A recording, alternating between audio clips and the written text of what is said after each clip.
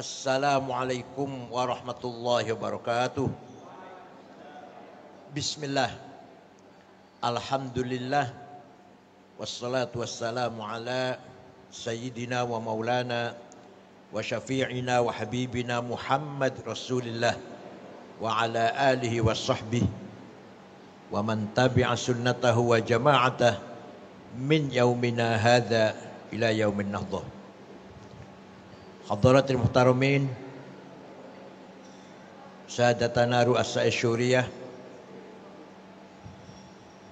seluruh MWC yang hadir, dan para ketua Tanfidiyah yang saya hormati, anggota DPRD dari berbagai partai, ada P3, ada PDI yang hadir ya. PKB ada enggak? A'azzakumullah. Wabil khusus Kiai Rahmat Yahya dan Ketua Tanfidiyah siapa? Ketua Tanfidiyah Sukolilo siapa? Amrozi belum datang belum? Amrozi, Ustadz Amrozi ya. Saudara saya Kiai Haji Dam Khalid ini keponakannya menantu kakak saya. Yang terhormat Bapak Camat Sukolilo, Kiai nggih. Kiai Muhammad Dzul Haidar. Calon Syuriah ini. Lurah, Pak Kepala Desa Ustadz Ahmad Fida Fajar, Kiai juga atau HK hampir Kiai lah. Ustadz Haris Nurullah, Kiai Irfan Haris, Kiai Zudi, Mas Gufron, Ketua KUA, Ketua MUI, Ketua Jatman, Muslimat Fatayat Ansor, Pagar Nusa, Ibnu PPNU, Ayul Hudur Karim. Setelah Rasulullah 13 tahun di Mekah, dakwah siang malam dengan mendapatkan tekanan yang luar biasa, bahkan beberapa sahabat menjadi korban kekejaman Quraisy. 2 sahabat yang terbunuh, yaitu Yasir, bapaknya Ammar bin Yasir, dan ibunya Sumayyah yang dibunuh oleh Abu Jahal. Rasulullah 13 tahun dakwah Islam di Mekah hanya mendapat pengikut kurang lebih 120 orang. Itulah as-sabiqunal awwal. Puncaknya adalah ketika Bani Hashim diembargo oleh orang Quraisy, tidak boleh berhubungan. Mereka diembargo di sebuah jurang Syib Amir. Sekarang sudah nggak ada, jadi jalan tol sudah. Terpaksa setelah itu Rasulullah mencoba dakwah ke kota lain, yaitu kota Taif. 1 bulan di sana dakwah di Taif, tidak seorang pun masuk Islam. Tidak satu orang pun menerima dakwah Rasulullah. Bahkan beliau diusir dan dilempari batu. Beliau hanya ditemani 1 orang, sahabat Zaid bin Harithah, budak hitam. Beliau pulang ke Mekah dengan berdarah-darah. Kemudian Allah memberikan mukjizat Isra Mi'raj sepulang dari Taif itu, dengan membawa kewajiban fardu sholat 5 waktu. Datang musim haji, ada beberapa jamaah haji dari Yathrib. Kota itu dinamakan Yathrib karena yang membangun kota tersebut namanya Syekh Yathrib bin Laud bin Amliq bin Sam bin Nuh. 12 orang masuk kota Mekah. Ada isu sangat santer, ada orang gila namanya Muhammad. suka ngigau Al-Quran padahal, jangan ngigau. Kesini berita demikian, ke sini sama aja, ke sana juga ramai sekali. Seluruh kota Mekah memberitakan ada orang gila namanya Muhammad, tukang ngigau. Akhirnya 12 orang penasaran. Ini berita yang santer kok tentang orang gila ini. Ini mana suara Surabaya. Suara Surabaya memberitakan terus ya. Jawa Pos juga suara Surabaya. Penasaran orang 12 itu. Dicari orang gila tersebut. Jumpa di sebelah kanannya Jumroh Aqabah. Nabi sedang sholat.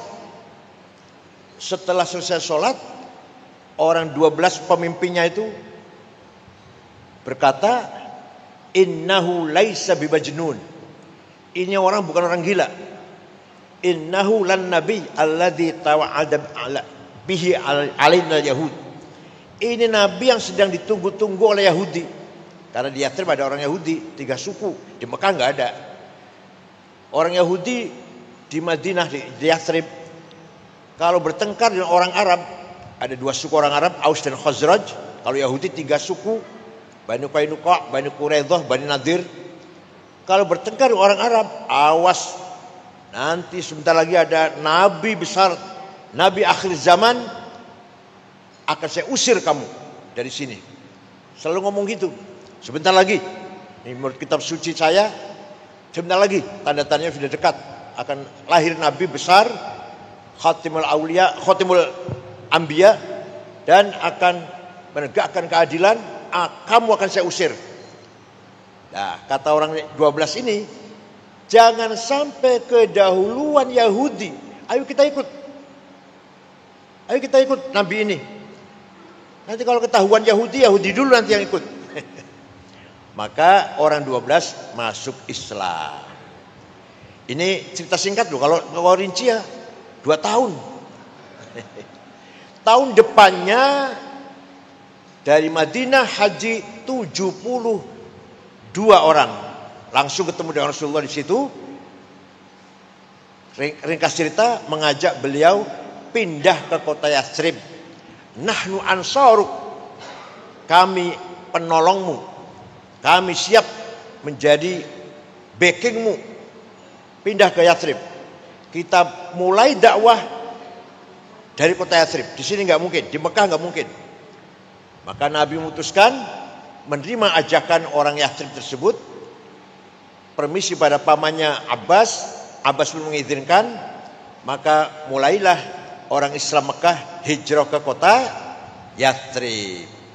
Nabi pun akhirnya hijrah dengan Sayyidina Abu Bakar. Ringkas cerita gitulah. Sampai di sana Rasulullah mendapatkan masyarakat yang majmuk, bineka, plural.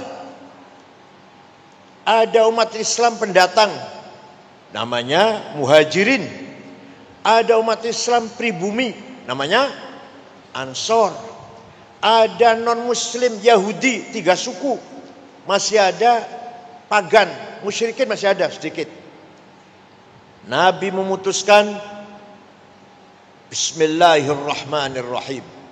Hadza kitabu Muhammad. Al-muslimuna min Quraisy wal muslimuna min Yathrib wal Yahud wa man tabi'ahum wa lahiqa bihim wa jahada ma'hum innahum ummatun wahidatun min dunin nas. Bismillahirrahmanirrahim. Hadza kitab Muhammad. Ini keputusan Muhammad. Muslim pendatang, muslim pribumi, dan non-muslim Yahudi, asalkan satu visi misi, jahada ma'hum, lahiqa bihim, asalkan satu cita-cita, maka sebenarnya semua ini adalah satu umat. Jadi Rasulullah ketika di Yathrib tidak memproklamirkan negara Islam, tidak memproklamirkan negara Arab. Emang di Quran nggak ada, Pak? Di Quran tidak ada terminologi umat Islam, umatan Islamiyah. Ayo kalau ada silakan. Nggak ada. Yang bilang ada berarti nggak pernah baca Quran itu. Paling kulhu karo falak nas bacanya, ayat kursi. tahlilan. Kalau kita baca Quran, tidak ada dalam Quran secara eksplisit ummatan Islamiyah. Di umat Islam itu nggak ada. Jangankan negara Islam, ummatan Arabiyah nggak ada. Nah, Nabi membawa misi, wa kadzalika ja'alnakum ummatan wasata. Umat wasata yang ada, umat yang bermartabat, yang keren, yang disegani oleh seluruh umat yang lain. Isinya umat wasaton itu pendatang, pribumi, non muslim, Arab, non Arab, muslim, non muslim. Dimulai dari Yathrib. Nabi sering atau selalu pesan, wala udwana illa 'alal zalimin. Tidak boleh ada permusuhan kecuali kepada yang melanggar hukum, yang zalim. Kalau tidak zalim, orang baik-baik, beda agama, beda suku, beda budaya, tidak bisa dijadikan alasan permusuhan. Wala udwana illa 'alal zalimin. Itu khatib-khatib Jumat biasa ngeluarin itu ya, biasa ya. Biasa ngeluarin itu kan. Tapi mereka nggak sadar apa artinya, nggak sadar mereka. Tidak boleh ada permusuhan karena beda suku, Cina, Arab, Yaman, nggak boleh. Apalagi Eropa misalkan. Asal orang itu baik-baik, harus kita hidup bersama. Husnul muasyarah, husnul muamalah, husnul musyarakah. Interaksi dengan baik, bergaul dengan baik, dan membangun kebersamaan dengan baik. Setelah Nabi Muhammad menerima misi dari Allah agar membangun ummatan wasaton, Nabi memberikan nama negara tersebut Madinah. Bukan negara Islam, bukan negara Arab, negara Madinah, mutamaddin, madaniyah, civilized. Semua penduduk Madinah diberlakukan sama, hak dan kewajiban sama, di mata hukum sama. Suatu ketika ada sahabat di pasar bertengkar dengan Yahudi. Kemudian pertengkaran semakin memuncak, sahabat nempeleng, mati. Yahudinya mati ditempeleng, nggak niat membunuh, nggak. Rupanya sakti tangannya dulu. Mati. Nabi marah besar dengan mengeluarkan statement, man qatala dhimmiyan fa ana khasmuhu yaumal qiyamah wa man kuntu khasmahu falam yashum maraihatal jannah. Barang siapa membunuh non muslim, nanti hari kiamat berhadapan dengan saya. Dan barang siapa berhadapan dengan saya, jangan harap masuk surga. Luar biasa ini, luar biasa. Seorang nabi memberi proteksi kepada non muslim. Apalagi sama muslim, apalagi kepada non muslim saja seperti itu. Suatu ketika ada maling ketangkap oleh apa? Yang patroli kalau malam-malam apa namanya? Sabar ya. Usama bin Zaid lapor Rasulullah, saya nangkep maling perempuan. Ternyata malingnya anaknya tokoh sahabat Utsman bin Maz'un. Jadi gimana? Untuk menjaga nama baik bapaknya, keluarganya, dilepas saja ya, nggak usah dihukum, dilepas sajalah. Nabi marah besar dan mengatakan, wallahi ya Usamah, lau saraqat Fatimah binti laqata'tu yadaha. Demi Allah Usamah, seandainya maling yang kamu tangkap itu Fatimah anak saya, bawa sini, saya sendiri yang akan memotong tangannya. Mudah-mudahan pemerintah di sini juga ngomong gitu, mudah-mudahan hakim, jaksa, polisi, mudah-mudahan. Ini bukan amin, bukan. Gak bisa cuma amin, gak bisa. Nah dengan demikian, maka pantaslah kalau umat Madinah dinamakan umatan wasaton. Di Romawi tidak ada keadilan, ada penindasan budak yang luar biasa, Spartacus yang dibunuh oleh Nero, Kaisar Nero. Di Persia kezaliman luar biasa. Orang kecil melanggar hukum, undang-undang, dihukum seberat-beratnya, bunuh, dimasukkan ke drum, dilempar ke jurang. Tapi kalau orang besar yang salah, ya tenang-tenang saja. Itu versi waktu itu. Nah sekarang muncul ada sebuah negara atau kota yang pemimpinnya menegakkan keadilan tanpa pandang bulu. Terkenal, kemudian terkenal. Orang Romawi dengar, orang Persia dengar. Muhammad namanya. Litakunu syuhada 'alan nas, sesuai dengan perintah Allah. Kalau kamu mampu membangun masyarakat wasatiyah, tawassut, maka kamu akan berperan syuhada, menjadi saksi. Saksi apa itu? Syuhudan dinian, peran agama. Syuhudan thaqafiyan, peran pendidikan, budaya, akhlak, culture, scientific. Peran hadarian, ekonomi, kesejahteraan.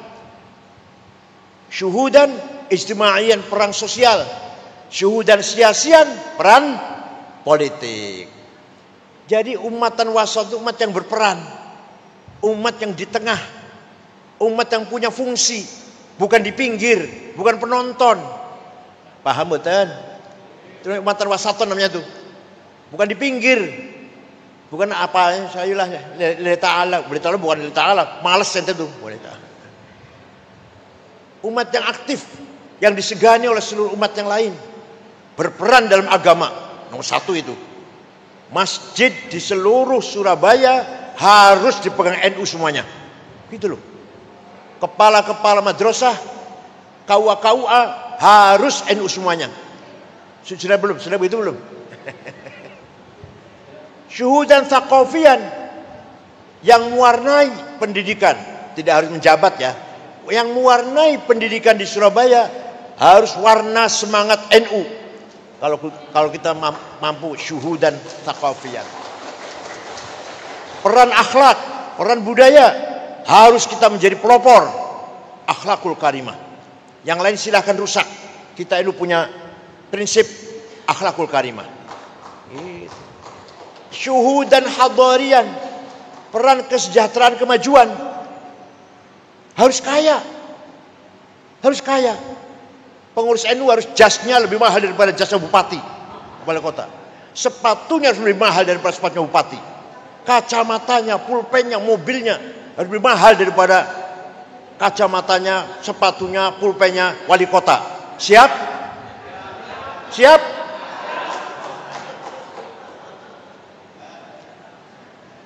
Harus mampu, peduli dalam bidang kesejahteraan, mengangkat harkat hidup masyarakat anggota NU.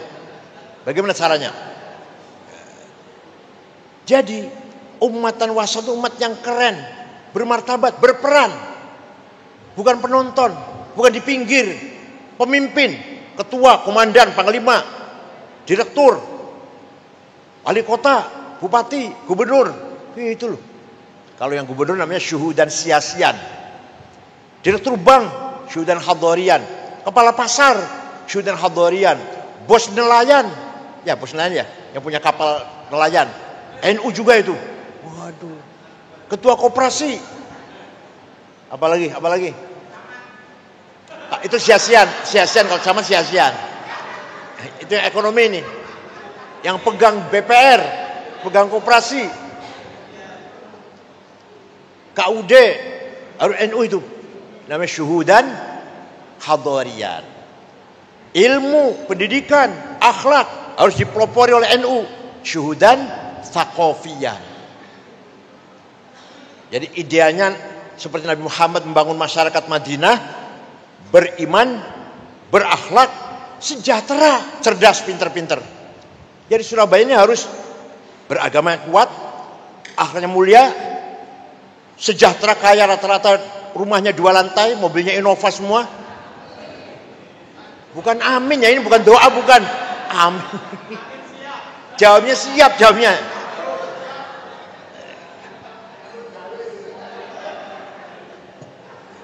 Ayo coba kita lihat. Waliya'lamal ladzina utul ilma annal haqqu min rabbik fayu'minu bih. Kebenaran hanya bisa diketahui oleh orang yang berilmu. Artinya hanya dengan ilmu kita bisa benar. Waliya'lamal ladzina utul ilma annahul haq. Kalau mau benar dengan ilmu. Ilmu apa saja? Benar apa saja? Hanya Quran yang mengatakan demikian. Kitab suci yang lain nggak ada yang menghormati ilmu, menghargai ilmu pengetahuan setinggi langit. Thalabul ilmi fardhatun. Pinter itu wajib. Kalau pinter itu wajib, bodoh itu dosa. Pinter itu bodoh dosa. Wal yakhshal ladzina law taraku min khalfihim dzurriyyatan dhi'afan khafu 'alaihim. Jangan sampai kamu mati meninggalkan anak cucu yang melarat. Di Quran ini. Jadi kalau kita mati meninggalkan anak cucu yang sejahtera, menikmati tinggalan harta kita. Artinya kaya itu wajib. Kaya itu melarat.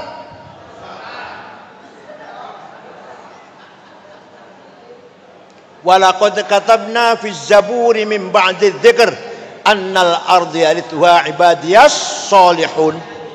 Kekayaan alam ini untuk hamba-hambaku yang soleh.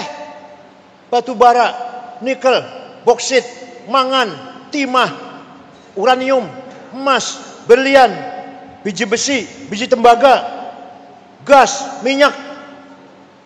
Walaqad katabna, saya tetapkan, kata Allah, saya tetapkan bahwa kekayaan Indonesia alam ini untuk hamba-hambaku yang soleh. Prakteknya, kenyataannya, orang kaya nomor 1 Prayogo Pangestu. Duitnya 1.150 triliun. Nomor 2 Budi Hartono, Rokok Jarum dan BCA. 950 triliun. Nomor 3 Eka Cipta Sinarmas, 700 triliun. Nomor 4 Antoni Salim. Nomor 6 orang Islam Khairul Tanjung. Nomor 39 Haji Rashid. Nomor 40 Haji Muhammad Bayu.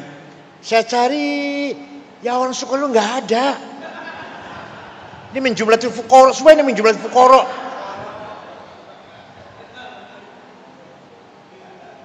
Jadi yang namanya Madinah, mutamaddin, negara yang beriman, beragama, bertakwa, cerdas, berilmu, sejahtera. Nah nanti juga syuhudan sia-sian. Wala tahinu wala tahzanu wa antumul a'laun in kuntum mu'minin. Kamu jangan kalah. Kamu jangan. Jadi menang itu wajib. Kalah itu dosa. Camat NU, lurah NU, wali kota NU, gubernur NU, presiden itu menang itu wajib. Wala tahinu, kamu jangan kalah. Wala tahzanu, kamu jangan di bawah. Wantul alaun, kamu harus di atas. In kuntum ini kalau benar-benar kamu orang beriman. Semua. Saya ngomong berdasar Quran semua ini. Enggak, bukan karangan saya sendiri, bukan. Nah, kesimpulannya Nabi Muhammad tidak mendeklarasikan negara Islam, tidak mendeklarasikan negara Arab, negara Madinah, civilized. Jadi apa artinya? Artinya Quran tidak mementingkan legal formal, simbol enggak. Yang penting peranannya. Bukan namanya negara Islam, tapi TKW podo hamil. Negara Islam, tapi TKW podo meteng. Majikan biasa merkosa pembantunya. Majikan mendolimi pembantunya, itu Islam itu. Begitu Islam, memalukan dong. Negara Islam, tapi zalim, korupsi segala macam. Memalukan. Negara Madinah, negara yang adil, makmur, sejahtera. Ini konsep nasionalisme. Konsep watoniyah. Kalau bahas sekarang. Nah, dah. Tinggal dulu. Tahun 1924. Khilafah Utsman, sistem khilafah sejak Sayyidina Abu Bakar. Sejak Sayyidina Abu Bakar, Umar, Utsman, Ali, dinasti Umayyah, dinasti Abbasiyah, kemudian Utsmaniyah, Ottoman. Tahun 24 bubar. Khilafah bubar. Ya, negara agama sudah nggak ada, negara Katolik, negara Islam, negara nggak ada sudah. Agama tidak jadikan nama negara, tidak. Teritorialnya agama, negara Islam batasnya ini, negara Katolik enggak, sudah hilang itu. Yang menghilangkan apa? Seorang pemikir, ideolog dari Prancis, namanya Ernest Renan, tahun 1895, menawarkan konsep negara kebangsaan, bukan negara agama, negara kebangsaan. Tamadun tadi, tamadun Rasulullah. Nah, yang membubarkan Khilafah Utsman namanya Mustafa Kamal Ataturk. Kenapa bubar?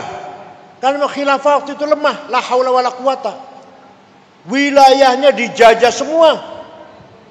Irak, Mesir, Sudan dijajah Inggris. Suriah, Lebanon, Aljazair, Tunis dijajah Prancis. Libya dijajah Itali, Indonesia Belanda. Khalifahnya la haula wala quwata. Khalifahnya lemah, la haula wala quwata. Akhirnya Mustafa Kamal Ataturk membubarkan sistem khilafah menjadi negara modern republik nasionalis Turki. Lah wilayahnya khilafah gimana yang luas sekali. Terserah situ. Silakan urus masing-masing. Kami nggak tanggung jawab. Berdirilah negara nasionalis kebangsaan Turki modern sekuler. Nama tidak boleh ke Arab-Araban. Muhammad nggak boleh, Mehmet, Khadijah nggak boleh, Cetice, Ayub nggak boleh, Eop. Bahasa Turki itu, lidah Turki. Kalau Muhammad itu orang Arab, kamu bangsa Arab namanya, bukan bangsa Turki. Pakai gamis kopiah putih di luar masjid dilarang. Dalam masjid boleh, dalam masjid. Jadi imam itu kalau datang pakai celana, masuk masjid baru pakai gamis. Jadi tinggal di masjid. Nah, simbol-simbol khilafah gak boleh. Bahkan di kota Ankara, ibu kota baru Turki, tadinya kan Istanbul, beda ke Ankara, azan diganti bahasa Turki. Kementerian Haji dan Wakaf dibubarkan. Yang mau haji silahkan, tapi ngurus sendiri. Negara gak memberi fasilitas, ngurus sendiri. Sound system di masjid dilarang. Itu tahun 24. Mustafa Kamal berpegang teguh dengan ideologi nasionalisme yang dikonsep oleh Ernest Renan. Nah, ringkas cerita, tahun 30-an ada seorang pemimpin Arab beragama Kristen Ortodok dari Suriah, Damaskus, namanya Mitchell Aflaq. Membentuk partai politik. Jadi setelah bubarnya khilafah, umat Islam terombang-ambing, belum ada partai politik. Baru tahun 30 orang Arab punya partai politik. Namanya Partai Ba'ath. Partai nasionalis sekuler. Ishtirakiyah, Watoniyah, Almaniyah. Namanya Mitchell Aflaq. Gak masalah agama, gak masalah nasionalisme ini, bukan masalah agama, walaupun dia orang Kristen, tapi pengikutnya aktivis Muslim. Dengan menggerakkan semangat nasionalisme untuk melawan penjajah. Maka mengkader pemuda-pemuda Arab. Dari Suriah yang menonjol namanya Abdul Karim Qasim. Dari Irak namanya Hasan Bakr. Dari Mesir Jamal Nasir. Libya Abdus Salam Jalud. Dari Tunis Habibur Ghaibah. Dari Sudan Ja'far Numairi. dari Aljazair, bin Bella, Hawari Boumediene. Mereka di kader agar mempunyai keyakinan ideologi nasionalis, menuntut kemerdekaan masing-masing melawan penjajah. Gak masalah agama, gak ngurus agama, enggak. Namanya sekuler. Kalau anti agama namanya ateis. Ini enggak, anti sih tidak, tapi organisasinya enggak peduli agama, enggak peduli. Namanya sekuler. Nanti tokoh-tokoh Ba'ath ini akan berlanjut menjadi tokoh-tokoh nasionalis Arab. Saddam Hussein, Hafid Asad Suriah, Jamal Nasir, Anwar Sadat Mesir, Sudan, Aljazair bin Syadil bin Jadid, dan seterusnya lah. Nah, mereka ini tokoh-tokoh pejuang nasionalis, tidak peduli dengan agama. Saddam Hussein, Hafid Asad, Jamal Nasir, gak peduli agama, enggak. Ya beragama sih beragama, tapi tidak ada konsep memperjuangkan agama, enggak ada. Nah, tahun 37 orang Islam baru sadar, kita harus punya partai nih. Lahirlah partai pertama yang berdasarkan Islam dari Mesir, namanya Ikhwanul Muslimun. Pendirinya namanya Syekh Hasan Banna Al-Azhar, jebolan Al-Azhar. Asli orang Maroko aslinya. Mengkader pemuda-pemuda, ayo Islam bangkit, Islam bangkit, Islam bangkit. Menghadapi sekularisasi ini. Jangan sampai orang Arab jadi sekuler. Ayo bangkit, semangat Islam. Tahun 40 ada pemuda Ikhwan membunuh Perdana Menteri. Pemuda Ansar Banser lah ya. Membunuh Perdana Menteri. Namanya An-Najrosi, Perdana Menterinya itu. Hasan Banna marah. Bukan begitu yang saya maksud. Bangkit itu bukan membunuh, bukan radikalisme, terorisme, tidak. Dengan teror tidak. Yang namanya Nahdlatul bangkit, bukan begitu. Kamu bukan membunuh Najrosi, kamu tuh hakikatnya membunuh saya, kata Hasan Banna. Betul. 1,5 tahun kemudian, tahun 42, Hasan Banna terbunuh. Penggantinya, ini makanya cari pengganti harus hati-hati, cari pengganti itu. Ketua cabang, ketua MWC, cari pengganti harus betul-betul kader. Betul-betul yang penggantinya Sayyid Qutb. Bukan dari Al-Azhar, tapi Cairo University, Universitas Kairo. Bukan ulama sebenarnya, tapi ya pintar, bukan ulama. Tapi dia sebenarnya jurnalis sebenarnya. Nah, dia pegang Ikhwan Muslimun, mempunyai konsep yang ditulis dalam kitabnya Ma'alimut Thoriq, Ma'alim Fit Thoriq, petunjuk jalan kebenaran. Isinya, ringkasnya, isinya semua ideologi yang datang dari luar Islam jahiliyah. Komunisme, sosialisme, kapitalisme, sekulerisme, nasionalisme jahiliyah. Ya hubbul watan minal jahiliyah. Hubbul watan minal konsepnya Ikhwan Muslimun. Ideologi yang datang dari luar Islam harus kita tolak. Mari kita kembali khilafah. Nah, tahun 65 ringkas cerita ini ringkas cerita. Kalau nggak ringkas 2 tahun ngomong gini. Tahun 65 Ikhwan mencoba kudeta pada Jamal Nasir. Gagal. 6 ulama tokoh Ikhwan digantung, ditonton oleh rakyat di Medan Tahrir Square. Said Qutb, Husain Hudaybi, Umar Tilimsani, Al-Ashmawi, Zaki Muhandis, namanya yang digantung. Ikhwan dibubarkan oleh Jamal Nasir, partai yang terlarang lah. Di situ sudah ada partai Watoniyah, partai nasionalis ada sudah, partai Jamal Nasir. Ikhwan dibubarkan tahun 65, tahun 69 lahir kelompok lebih radikal dari para Ikhwan. Namanya Jamaah Takfir wal Hijrah. Semua orang kafir. Al-Azhar semua kafir semua. Al-Azhar itu ulama-ulama kafir semua itu. Syekh Torekot, Hufadzul Quran, kafir kecuali mereka yang gak kafir.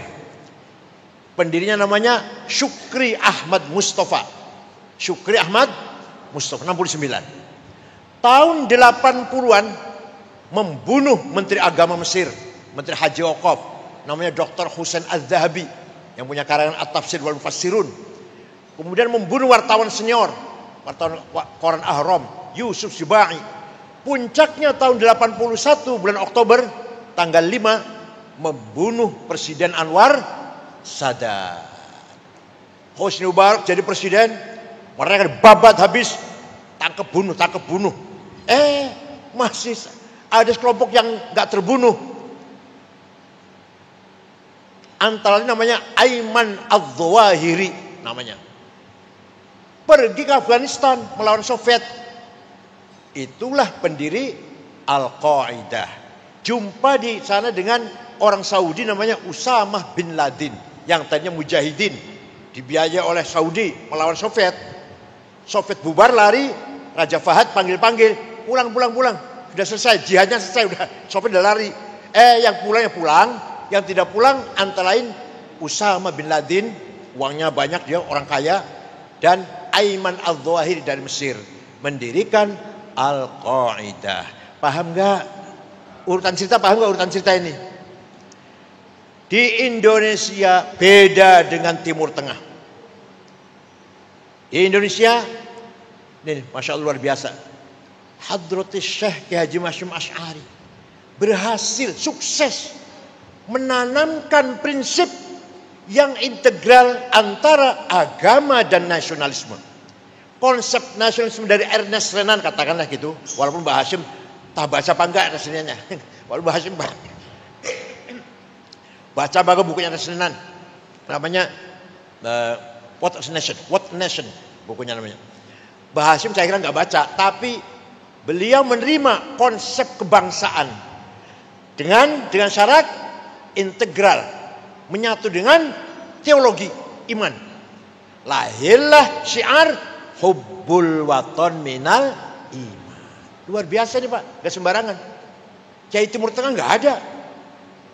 Jadi kalau Timur Tengah itu yang berjuang nasionalis, Saddam Hussein, Hafid Assad, Jamal Nasir, nasionalis saja, gak peduli agama. Yang berjuang agama gak pernah bicara nasionalis, agama saja, Said Qutb. Nah, Mbah Hashim Asy'ari memperjuangkan agama, dakwah, pesantren, madrasah, juga pejuang nasionalis, kemerdekaan, melawan penjajah. Dan berhasil konsep hubbul waton minal iman diikuti oleh puluhan juta manusia. Nah, jadilah wadah namanya Nahdlatul Ulama. NU lahir setelah bubarnya khilafah tahun 26. Khilafah bubar tahun 24. Di tengah-tengah masa umat Islam lagi goyang, lagi terombang-ambing, khilafah bubar. Siapa pemimpin kita ini? Setiap negara, setiap daerah ada penjajah, dikangkai penjajah. Gimana ini? Di saat tengah-tengah masyarakat Timur Tengah goncang, bingung, Mbah Hashim Asy'ari NU lahir dengan prinsip hubbul waton minal iman. Anda beriman harus nasionalis. Anda nasionalis harus beriman. Ya, yang dari PDI mana? Dari PDI. Yang dari PDI mana? Kan tadi hadir enggak? Anda nasionalis harus beriman, bertuhan. Anda bertuhan beriman harus nasionalis. Itu Mbah Hashim Asy'ari itu. Dan berhasil. Yang heran itu berhasil.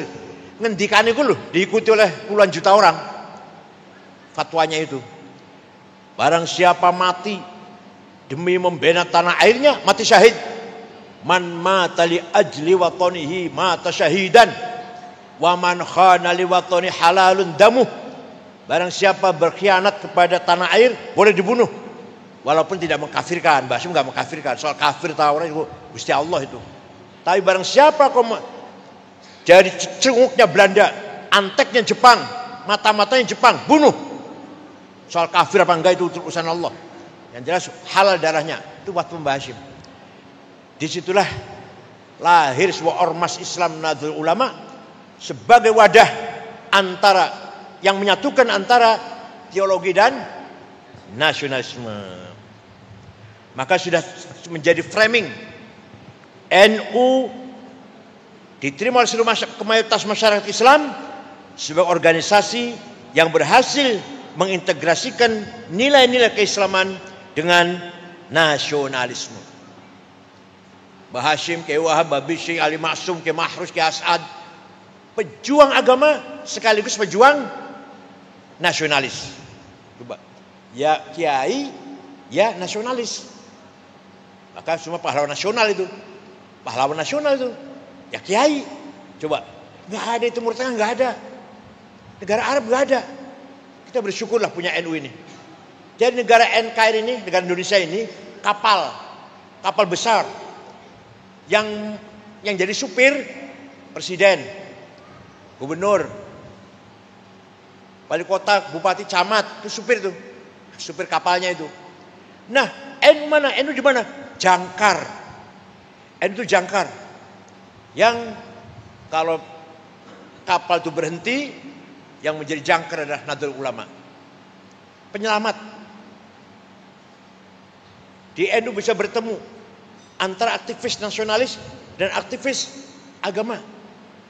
Di NU bisa ketemu antara orang modern dan orang yang masih berpikir tradisional. Di NU masih banyak kiai yang utawi iku. Utawi iku opo, ing dalem, ya. Tapi di NU juga ada orang yang intelek, banyak. Yang intelek. Di NU ada yang kelompok yang mempertahankan tradisi lama. Tapi di NU juga ada banyak orang yang punya visi ke depan agar NU lebih modern lagi. Gak apa-apa, biarkan. Jadi kan nggak usah ribut. Kalau ada Mas Ulil, rodok liberal, kemarin baru ngomong suap kalau untuk mencari kebenaran boleh, biarin, nggak apa-apa. Gak usah dikomentari, nggak usah. NU lah tempatnya diskusi. Di NU tempatnya bahtul ilmi, bahtul masail, bahtul ilmi. Dengan doabit, prinsip-prinsip ijma' dan qiyas. Di samping Quran dan hadis. Di NU lah dikembangkan moderasi dalam berpendapat. Di NU lah dikembangkan toleransi. Menerima, menghargai perbedaan. Etnis maupun agama. Kita hargai Kristen, Katolik, Hindu, Buddha, Konghucu. Kita hargai Cina, Arab, Yaman.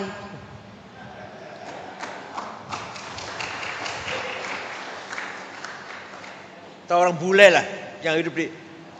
Apalagi yang suku asli Nusantara harus saling menghargai. Jawa, Sunda, Madura, Melayu, Batak, Dayak, Ambon, Bugis. Harus kita saling satu sama lain menghargai. Itulah sesuai dengan negaranya Rasulullah, negara Madinah. Luar biasa. Yang sangat menonjol. Fatwa resolusi Hasyim Asy'ari. Nikah mau datang. Tentara Inggris dipimpin oleh Brigjen Malabi mau datang, alasannya mau mencari orang Belanda yang ada dalam penjara. Kan Jepang kan memenjarakan orang Belanda. Masih banyak dalam penjara Indonesia ini yang orang Belanda yang dipenjara Jepang. Maka kedatangan nikah itu alasannya untuk mencari orang-orang Belanda yang dalam penjara. Oke. Ternyata membawa senjata berat, membawa pesawat tempur. Maka Presiden Soekarno, Muhammad Hatta, Jenderal Sudirman berunding, ini bukan hanya sekedar ingin mengambil orang Belanda yang masih sisa-sisa orang Belanda dalam penjara Jepang, bukan. Ini jelas nih, mau berbuat menjajah lagi nih, mengembalikan penjajahan ke Belanda. Maka gimana? Kita lawan. Waduh, tentara baru istirahat, baru bernapas. Itu kan Oktober tuh.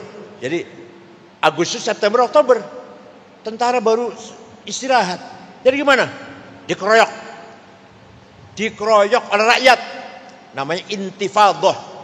Seperti anak-anak Palestina tuh, tentara Israel yang pakai tank baja dilempari batu, namanya intifadah, bukan perang. Kalau perang sama-sama senjata, ini enggak. Tank baja dilawan dengan batu, kerikil, anak-anak Palestina dulu. Namanya intifadah. Nah, oke, setuju. Dilawan oleh rakyat. Tapi yang bisa menggerakkan rakyat itu siapa? Yang omongannya bisa didengar oleh rakyat. Oh itu, Kiai Haji Hasyim Asy'ari, Jombang itu. Terus kali ngomong pasti orang ikut semua itu. Maka 3 pemimpin itu menyuruh utusan menghadap Kiai Haji Hasyim Asy'ari. Hazreti Syekh, saya diperintah oleh Bung Karno Hatta Jalan Sudirman bertanya kepada panjenengan, hukumnya membela tanah air. Bukan bela agama loh, bukan bela agama, bela tanah air. Mbah Hasyim Asy'ari dengan tegas, hukumnya fardhu ain. Podo karo salat, podo karo puasa Ramadan, fardhu ain. Pulang ke Jakarta, 3 pemimpin senang semuanya. Mbah Hasyim mengumpul kiai-kiai, kumpul di mana? Apa? Bubutan, Bubutan. Ya Kembang Cepun ya, Kembang Cepun ya. Kembang Cepun. Ya Bubutan. Mengeluarkan resolusi jihad ini. Tanggal 20 Oktober 45. Dah terjadi peperangan yang seru di Surabaya.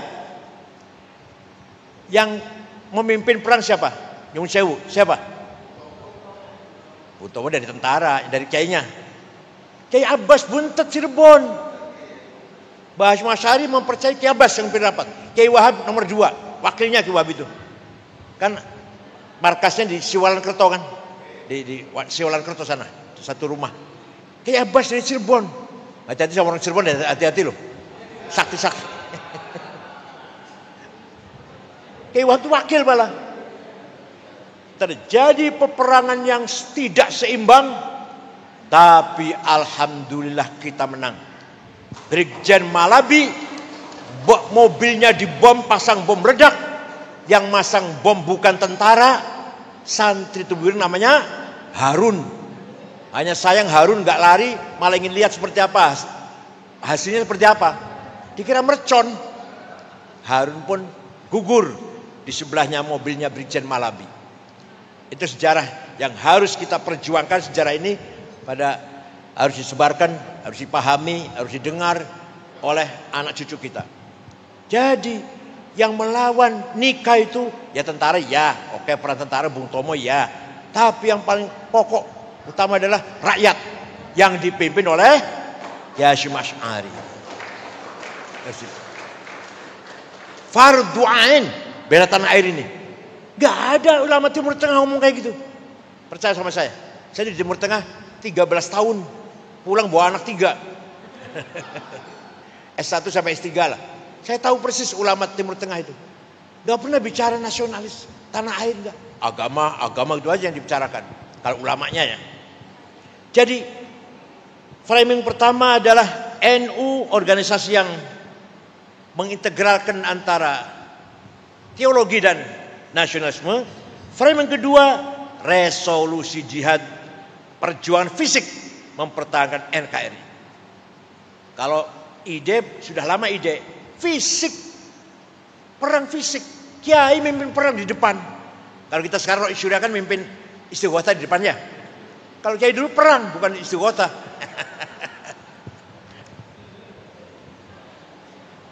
Framing resolusi jihad yang dikeluarkan oleh Mbah Hasyim Asy'ari pada tanggal 22 Oktober 45 sebagai monumental dalam sejarah perjuangan kemerdekaan Indonesia.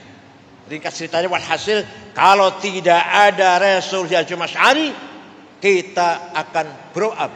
Sejarah kita akan berubah. Barangkali kemerdekaan kita bukan 17 Agustus, bukan. Ya.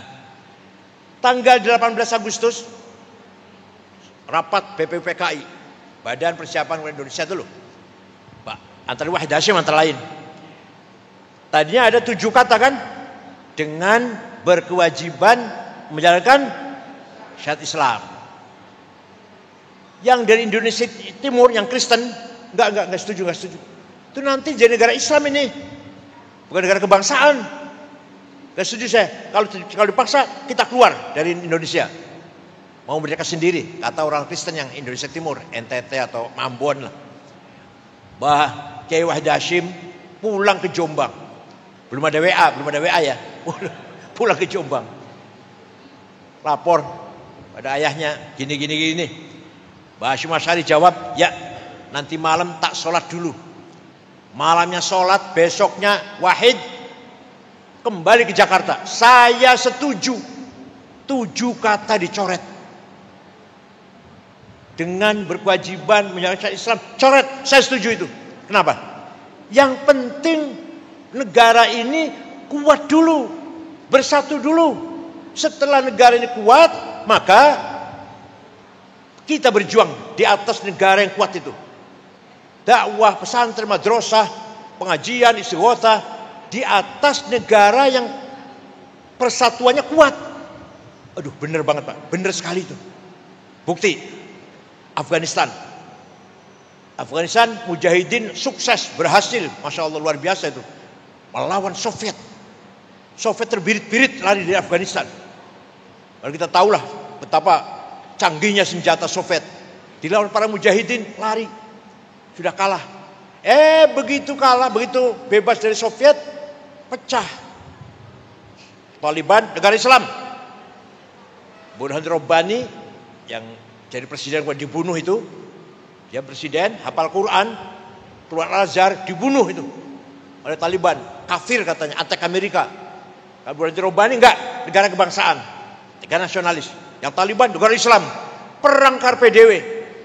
Negaranya belum kuat, baru merdeka, sudah bicara tentang negara konstitusinya Islam apa nasionalisme. Sampai sekarang tuh belum kuat persatuannya. Kalau di kita enggak tuh, Mbah Hasyim Asy'ari itu. Yang penting Indonesia bersatu dulu, kuat dulu eksistensinya, persatuannya. Kalau dia kuat, ayo di atas negara yang kuat itulah. Pesantren, madrasah, dakwah, aktivis ormas Islam. Di atas negara yang sudah kuat.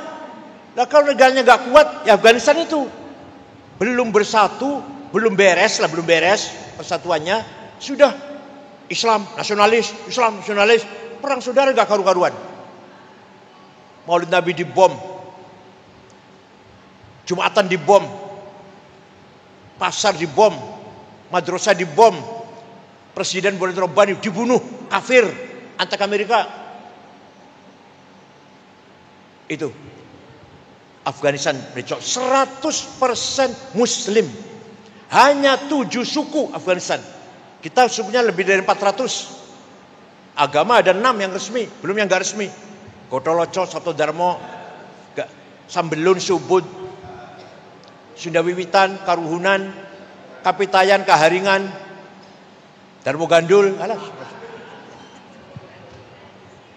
Coba kita mau ngadain pesantren, masjid, mau bangun, apa harus ada IMB? Ya harus sih. Gampang nanti diurus nanti belakangan, ya gitu ya. Ya. Bangun masjid tanpa IMB kan? Bangun madrasah tanpa IMB kan? Pesantren nggak ada IMB-nya kan? Iya nanti gampang diurus belakangan. Nggak apa-apa, pemerintah diem aja.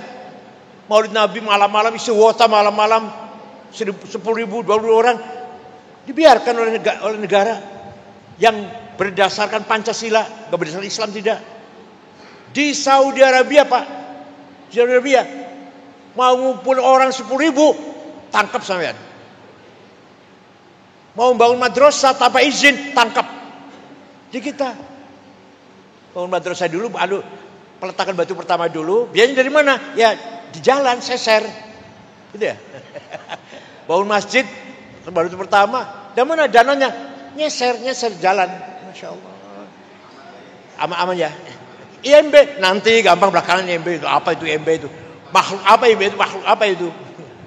Ya Allah bebas banget. Bukan negara Islam tapi kita aktivitas dakwah Islam bebas sebebas-bebasnya. Kenapa? Karena persatuan kita kuat. Perpindahan dari era Orde Baru ke era reformasi. Ada korban, ada bakar-bakar, ada korban korban nyawa banyak, ya termasuk banyak lah. Perkosaan juga banyak. Tapi hanya 6 bulan. 6 bulan setelah berdiri multi partai, ada berapa? 54 ya? 54 partai ya? Selesai, udah selesai. Tinggal meneruskan reformasi aja ini.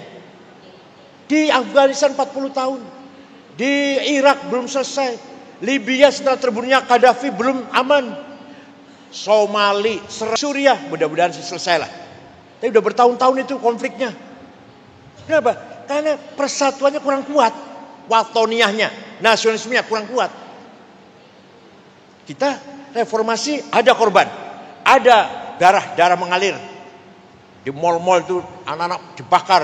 Di Jakarta, di Surabaya ada sedikit ya. Surabaya juga ada sedikit. Yang paling banyak Jakarta. Makassar ada sedikit. Cina diperkosa, bakar rumahnya, tokonya. Ada memang korban. Tapi 6 bulan. Setelah itu ada pemilu multi partai, 54 partai. Sah. Baru tenang. Ya Allah, ini kalau di Afghanistan belum selesai nih. Tahun 98 sampai sekarang kan. Alhamdulillah. Kenapa itu tadi? Karena persatuan kita kuat. Udah mantap sudah. Peran NU sangat besar dalam menjaga persatuan ini. Peran ulama sangat besar. Jangan dianggap sepele. Dalam menjaga keutuhan NKRI ini. Kemudian yang ketiga, yang paling penting lagi. Framing moderasi beragama. Terkenal dan telah terbukti nyata. NU cara beragama moderat. Kita hormat dengan perbedaan agama. Berdasarkan Quran, Pak. Wala tasubbul ladzina yad'una min dunillah. Jangan kamu mencaci maki orang yang tidak menyembah Allah. Jangan mencaci maki orang Kristen, Katolik, Hindu, Buddha, Konghucu. Quran. Wala tasubbul ladzina yad'una min dunillah fayasubbul adban bighairi ilm kadzalika zayyana likulli ummatin 'amalahum thumma ila rabbihim marji'uhum fayunabbihum bima kanu ya'malun. Masing-masing umat punya kebanggaan sendiri-sendiri. Agamanya, bahasanya, budayanya. Harus kita hormati. Agama Kristen, budayanya seperti ini. Bahasanya seperti itu. Kita hormati. Quran itu Pak, luar biasa. Luar biasa Quran itu. Jadi berangkat dari Al-Quran inilah prinsip toleransi, moderasi. Tidak boleh fanatik. Tidak boleh eksklusif. Tidak boleh monopoli kebenaran. Gak boleh. Masing-masing agama membawa kebenaran. Menurut agamanya masing-masing loh ya. Pak, paham tak? Paham tak? Masing-masing agama menawarkan kebenaran. Menurut pengikutnya, ya benar. Kebenaran saya kata Kristen begini. Kebenaran Buddha begini. Kebenaran Hindu ya begini. Kita pun bawa kebenaran, menawarkan kebenaran. Ayo kita berlomba. Berlomba menawarkan kebenaran pada masyarakat. Tidak dengan caci maki, tidak dengan wabima rahmatin minallahi talahum walau kunta faddan ghalidhal qalb lan faddu min haulik. Kalau kamu kasar Muhammad, seandainya kamu kasar Muhammad, niscaya orang Mekah lari meninggalkan kamu. Itu turunnya ayat itu ketika Fathu Makkah tahun 8 Hijriah. Nabi masuk kota Mekah diikuti para sahabat 12.000. Orang Mekah ketakutan, dikira Nabi Muhammad mau balas dendam. Ternyata Nabi masuk kota Mekah, al-yaum yaumul marhamah. Hari ini hari kasih sayang. Tidak ada balas dendam. Saya maafkan semuanya. Akhirnya orang Mekah semua masuk Islam. Wa ra'aitan nasa yadkhul fi dil afwaja. Lihat Muhammad, orang Mekah masuk Islam semuanya. Ya Allah. Tapi Sayyidina Abu Bakar baca ayat itu, turun ayat itu, nangis. Ini pertanda bahwa Muhammad sudah akan berakhir. Yang lain senang, sahabat-sahabat yang lain senang. Orang Mekah masuk Islam semua. Jumlahnya orang Islam sudah 100.000. Karena Mekah paling padat penduduknya waktu itu. Orang yang lain senang, Abu Bakar menangis. Dengan adanya masuk Islam, orang Arab masuk Islam semua, pertanda Nabi Muhammad sudah akan berakhir. Itu Nabi Muhammad memberikan amnesti pada penduduk Mekah yang dulu menyakiti Islam, membunuh, menjemur sahabat Bilal. Saya maafkan. Tidak ada hukum, nggak ada hukuman, nggak ada, balas dendam nggak ada. Dengan demikian orang Mekah semua yadkhuluna fi dinillahi afwaja. Seandainya kamu congkak kayak Rizik itu, kayak Bahar Smith itu, lari orang, nggak mau Islam-Islaman.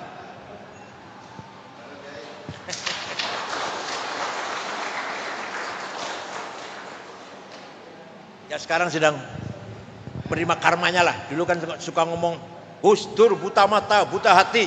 Nah sekarang lagi kena ini. Said Akil bego.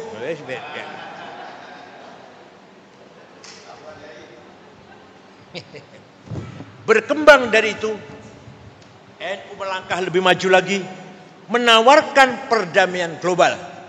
Itu terutama dimulai dari Gus Dur terutama. Terus terang saja. Sebelum ketuanya Gus Dur, Rois Amnya sebelum Pak Kiai Ahmad Siddiq, NU itu masih bermimpi konstitusi negara ini syariat Islam. Syariat Islam masih dijadikan konstitusi, dasar hukum negara. Masih ada. Maka Pak Harto juga curiga kan. Kiai Ahmad Siddiq dan Gus Dur terpilih tahun 84, yes, Jobodo. NKRI, Pancasila, Bhinneka Tunggal Ika, Undang-Undang 45 sudah final. Tidak boleh kita bermimpi ingin menjadikan syariat Islam sebagai konstitusi. Tapi syariat Islam diamalkan, bukan dikonstitusikan. Ayo salat yang rajin, puasa yang rajin, baca Quran yang rajin, haji, umroh, zakat, ayo yang rajin. Tapi tidak menjadi konstitusi. Konstitusi kita tetap Undang-Undang Dasar 45. Itu Kiai Ahmad Siddiq dan Gus Dur. Setelah itu baru kesininya mantap. NU nasionalismenya sudah kokoh sudah. Nah, oleh karena itu misi hubbul watan iman, Islam toleran, Islam moderat, dibawa Gus Dur ke luar negeri. Mulailah masyarakat dunia tahu siapa itu NU, apa itu NU, bagaimana visi misinya. Luar biasa. Gus Dur biasa ketemu dengan Paus di Vatikan, ketemu dengan tokoh Protestan di Belanda, di Jerman, selalu hubungan dengan non Muslim, mengenalkan ini NU. Sehingga apa? Dampaknya positif. Orang kota, orang intelek tidak malu ngaku NU. Terus setelah Gus Dur itu tidak malu ngaku NU, profesor doktor, apa insinyur, apa sarjana hukum. Dulu NU identik dengan desa, kampungan, musola. Aduh, apa desa ya? Desa. Karena begini ya, ini kalau tarik sejarah. Belanda melarang pribumi terutama yang beragama Islam sekolah. Nah, tahun 1901 Belanda berubah, boleh sekolah boleh. Nah, nanti yang akan jadi Muhammadiyah sekolah. Kiai pesantren malah haram sekolah. Gak usah kiai kuno lah, ayah saya baru wafat tahun 90. Baru wafat tahun 90 ayah saya itu. Haram sekolah. Campur laki perempuan. Pakainya celana pendek. Nulisnya dari kiri, haram semua itu. Nulis dari kiri, celananya pendek, paha kelihatan, campur perempuan laki, haram. Sehingga akibatnya apa? Akibatnya setelah merdeka, Muhammadiyah menguasai manajemen, ilmu sosial, antropologi, ilmu politik. NU yang nggak ngerti, ketinggalan. Tapi Muhammadiyah tidak punya ulama yang tafaqquh fiddin, ahli tafsir, ahli hadis, ahli fikih, nggak ada. Apal Quran aja nggak ada yang apal Quran. Ya ada barangkali 1-2 lah. NU menguasai tafaqquh fiddin, tapi ketinggalan dalam bidang manajemen, sosial, ilmu sosial dan seterusnya lah. Kalau sekarang alhamdulillah sudah nggak ada polarisasi seperti itu, udah nggak ada. Di kota ya NU Muhammadiyah ada, di kampungnya apalagi. Dulu enggak, Islam kota Muhammadiyah, NU, Islam kampung. Kan dulu itu. Sekarang sudah enggak. Di tengah-tengah kiai mengharamkan dasi, Kiai Wahid Hashim pakai dasi. Di tengah-tengah kiai yang mengatakan buka kopiah ini fasik, tandanya wong fasik orang kopiah. Kiai Wahid Hashim, Kiai Mahfud Siddiq enggak pakai kopiah. Pakai jas potongan seperti jasnya orang Belanda haram. Kalau jas potongan Jawa boleh, potongan orang Belanda haram. Kiai Wahid Hashim, Kiai Mahfud Siddiq pakai jas seperti itu. Walhasil ya harus begitu. Nah, tidak boleh berhenti. Terus pemikiran tatawurat asal kita tidak berubah dalam prinsip akidah Ahlussunnah wal Jamaah. Soal yang lain-lain thaqafah dan hadarah, pendidikan, budaya, hadarah, kesejahteraan, enggak boleh mandek. Mulai besok NU harus kaya, gitu loh. Mulai besok NU harus pinter. Anak-anak NU, pemuda-pemuda NU. Yang bisnis silakan, yang rajin. Jam 3 bangun tahajud. Syukur-syukur jam 2, kalau saya jam 3. Salat tahajud. Istighfar 100 kali. Sholawat Muhammad 1000 kali. Alif Lam Sajdah sekali. Yasin sekali, Waqiah 3 kali, Tabarok sekali, pas sampai subuh. Bar subuh sholat golek duit, sampai duhur makan siang sholat duhur golek duit, sampai asar sholat asar cari uang, sampai maghrib leren, silaturahim, tahlilan, jamiahan dengan tetangga, ketemu dengan anak-anak, jagongan. Bar isya istirahat, makan malam, tidur, jam 3 bangun. Coba, bukan saya berarti nyuruh kaya itu mengendorkan ibadah, tidak. Ibadah pun yang rajin. Tahajud tidak boleh ditinggalkan. Malah bagi Imam Abu Hanifah, mazhab Hanafi, witir itu wajib. Witir itu wajib Abu Hanifah. Kita Syafi'i sunnah, tapi berulang kali di Quran menghimbau kita agar sholat malam. Berulang kali di Quran itu. Betapa mulianya nilai sholat malam itu. Ayo kita belajar sholat malam yang istiqomah. Gak usah banyak-banyak lah. Katakanlah 5 rakaat aja. 2, 1 witir. Itu witir. Masih males 3 lah, 3 udah. 2 dan 1 udah lah cukup. Asal tiap malam istiqomah. Continue. Jangan dong-dongan. Dong-dongan itu apa? Paling susah, waduh rajin tahajud. Begitu sudah jadi DPR, lupa sudah.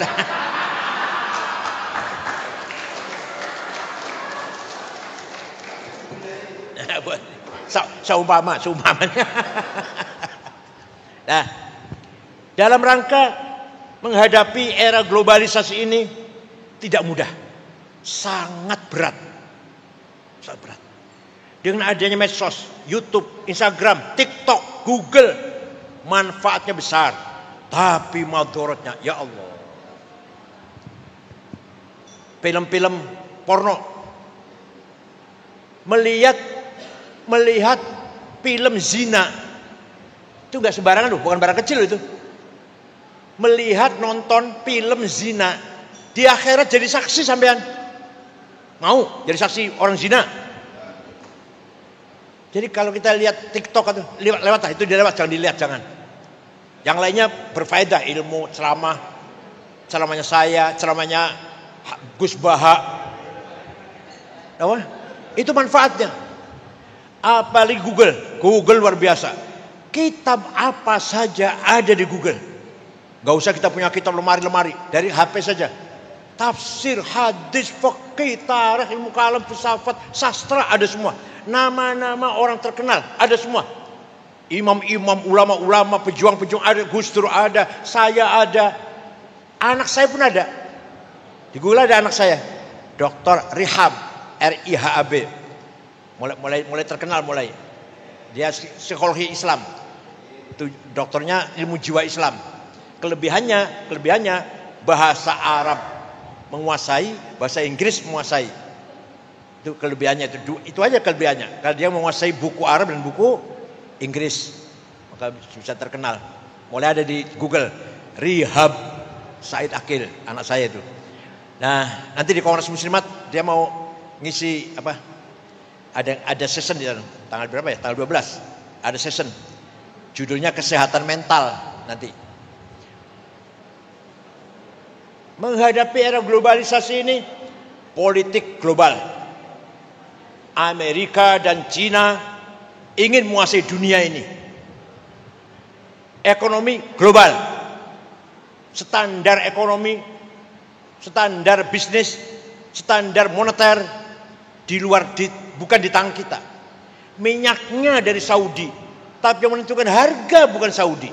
Timah dari kita, batu bara dari kita, nikel dari kita, tapi menentukan harga bukan kita. Itu era globalisasi itu namanya. Namanya era globalisasi. Minyak goreng bukan kita, tuh. Lihat. Kita yang bisa menguasai harganya tempe, itu bisa itu. Mendoan, apa mana emping, itu bisa itu. Batu bara, nikel, timah milik kita. Yang harga sekian. Itu loh. Luar. Budaya, ini yang paling bahaya lagi. Budaya, akhlak, cara berpikir sudah dikuasai oleh bukan kita. Kita punya prinsip, tapi anak kita wallahu a'lam. Ada yang kalanya terprovokasi oleh ceramah-ceramah di YouTube yang radikal dengan dalil-dalil Quran, ekstrim, teroris. Ada yang terhasut dengan provokasi liberal di YouTube ini. Maka kalau anak kita nggak dijaga, pasti akan jadi korban globalisasi cara berpikir dalam hidup ini. Nah, ini NU harus tangguh betul memasuki era globalisasi yang sangat-sangat penuh dengan persaingan yang luar biasa. Politik, ekonomi, budaya dikangkangi oleh negara besar. Dikangkangi kita ini la haula wala quwata lah. Yang paling bahaya budaya. Ayo. Ya kalau di Surabaya barangkali masih kuat ya. Kalau di Jakarta pakai jilbab malu. Pakai sarung malu. Sudah mulai begitu anak mudanya. Kayak kopiah malu. Tuh satu sisi. Yang sisi lain takbir. Sisi lain pakai gamis. Bukannya gamis. Padahal badan. Harus dari Surabaya. Yang pertahankan tawassut wasatiyah. Modern tapi tetap prinsip Ahlussunnah wal Jamaah. Tapi kita modern. Pakai celana nggak apa-apa. Pakai dasi nggak apa-apa. Tetap Ahlussunnah wal afdhalul dzikri fa'lam annahu. Pakai dasi itu budaya itu. Milik kita itu harus dipertahankan. Kita kan nggak marem ya, semua diajak gini sama mama. Ayo kita baca Fatihah yang pahalanya untuk Rasulullah, para sahabatnya, marem boten. Yang marem ilah hadratin Mustafa Rasulullah sallallahu alaihi wasallam wa auliya ilah masyar ardil maghribiha barri wa bahriha jibal padahal kita nggak ngerti apa itu yaminiha wa syamiliha wa shimaliha. Kita nggak ngerti marem kata baca Fatihah ila hadratin Mustafa sallallahu alaihi jami' ali wa sallam kiram wa tabi'in tabi'in ila qiyamati bi ihsan wa auliya ilah masyar ardil maghribiha barri wa bahriha jibal wadiyatiha an yamin wa shimaliha ulama sadina fiddin buatin opo sebus lah. Al-Fatihah marem. Kalau diterjemah malah nggak marem. Ngebetan terjemah yuk. Mari kita baca Fatihah sama-sama. Yang pahalanya kita persembahkan kepada Rasulullah, para sahabatnya, para keluarganya, dan para pengikutnya, dan para wali-wali Allah, dan para ulama. Marem betul? Boten. Itu namanya thaqafah. Budaya namanya budaya. Nah, apalagi berjanji debat. Jangan ditinggalkan. Silakan pakai celana, silakan pakai dasi, silakan perempuan juga pakai celana, silakan asal tutupi aurat lah. Asal tetap berjanjian, tetap debaan, tetap burdahan. Kiai Rois Syuriah harus hafal burdah, berjanji. Kalau nggak hafal jangan diamplopin.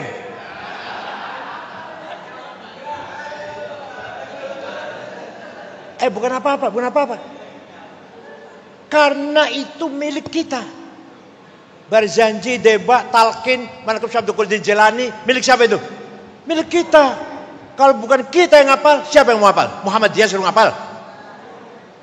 Talqin hafal. Mana Syekh Abdul Qadir Jilani hafal. Khutbah nikah hafal. Khutbah gerhana hafal. Apa khutbah Jumat apa lagi? Kalau ada kiai Rais Syuriah khutbah Jumat baca, jangan pakai lagi.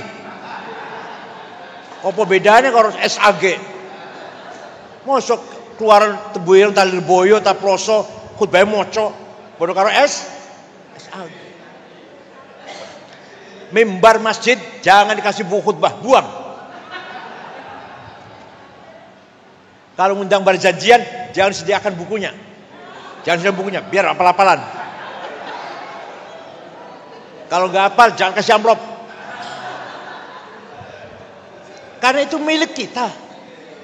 Jangankan itu Pak, jangan itu. Ngesai kita pun itu utawi iku. Ayo kita pertahankan, itu budaya kita itu. Utawi mim, khobar kho, fa'il fa, ya Allah. Pihak lain nggak ada itu. Kita bangga dengan milik kita, itu kita kebanggaan kita. Muhammadiyah nggak punya, Persis nggak punya, Wasliyah nggak punya, Al-Irsyad nggak punya. Kita yang punya. Utawi iku kho, fa'il fa, maf'ul bih, fa utawi li mubtada iku khobar opo li fa'ilin wa naibi dhohar wa ing li maf'ulin bihi krono li maf'ulin li ajlihi wa ing dalam dhorof serta li maf'ulin ma'ah wa kang sifah silatu mausilin kada mithul sifah wa mutlaqul maf'uli fihi kelawan kada kaba ujari fatlu bil bayan apane li tamizi hale halu fastahidu bil hifdhi ya rijalu. Milik kita itu. Kalau bukan kita yang pertahankan, ayo siapa lagi? Alhamdulillah mim utawi iku lai kho. Paham betul? Namanya warisan yang kita warisi, thaqafah yang kita warisi dari para leluhur kita.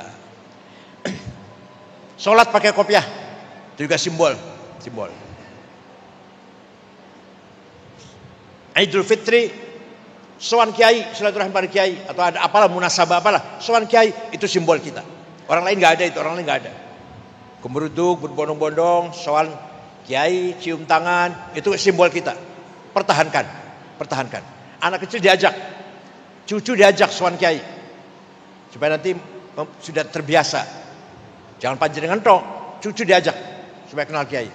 Maulid Nabi, baca berjanji, cucu diajak, walaupun masih kecil, supaya membiasakan, familiar. Tuh, saya kira itu kesimpulan terakhir.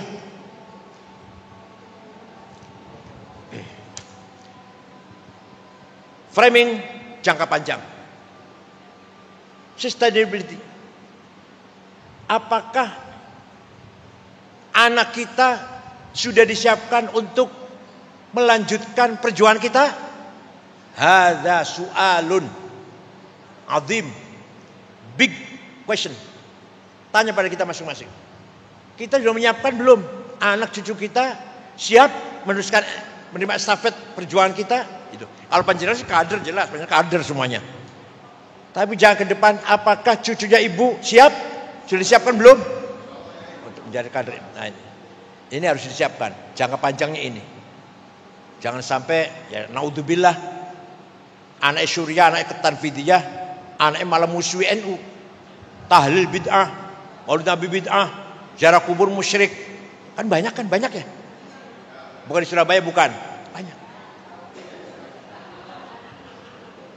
Saya punya teman waktu kuliah PMI, si anaknya nggak mau NU. Banyak. Ayo kita siapkan untuk keberlanjutan Ahlussunnah Jamaah NU ila yaumil. Makanya kita harus bangga dengan sejarah NU. Anak cucunya juga harus tahu sejarah NU. Dikira NU nggak punya peran apa dalam percaturan bangsa ini? Saya kira itu. Ini baru doa ini. Allah fad auladana wa dzurriyyatina minal fitani wal mihan wa minal kufri wal fusuq wal fujuri wal isyan. Ya Allah, jagalah anak cucu kita dari fitnah, dari cobaan yang berat, dari kefasikan, kemungkarotan dan penyimpangan, apalagi sampai kekufuran. Ya Allah, ihfadhum khudh bi aidihim lima fi shalah wal khair was sa'adah fid dunya wal akhirah. Peganglah, tolonglah anak cucu kami. ambillah tangan-tangan mereka, dituntun menuju kebahagiaan dunia dan akhirat. Rabbana ma khalaqta hadza batila subhanaka faqina adzabannar. Rabbi yassir wa la tu'assir wa atimma bil khair. Wal yatalattaf wa la yash'uranna bikum ahada. Wa sallallahu sayyidina Muhammadin nabil ummi wa alihi wasallam. Syukran wallahu a'lam. Wassalamu alaikum warahmatullahi wabarakatuh.